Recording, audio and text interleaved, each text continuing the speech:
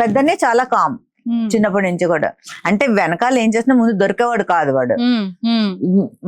వీడు చిన్న ఏంటంటే ఫస్ట్ ఆఫ్ ఆల్ ఏం చేసినా ముందు దొరికిపోయేవాడు. దొరికిపోయి ఫుల్ మా అమ్మతోటి సారా మా అమ్మ ఎక్కువగా కొట్టింది అంటే మా చిన్న భరణి సార్ని. అయ్యో ఫుల్.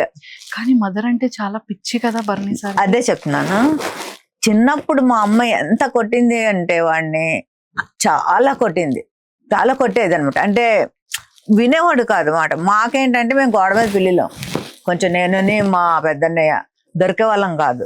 వాడంటే వాడు ఓపెన్ గా అంటే ఇట్లాగా వెనక ఒకలాగా ముందు అసలు తెలీదు. అంటే వాడికి ఏమనిపిస్తే చేసేస్తాడు అని చెప్పేస్తాడు. ఇంకా అలాగేమీ ఉండదు, మైండ్ లో వేరేగా మాట్లాడదాము అటువంటిది ఏమీ ఉండదు అనమాట. సో అలా దొరికిపోయి బాగా దెబ్బలు తినేవాడు.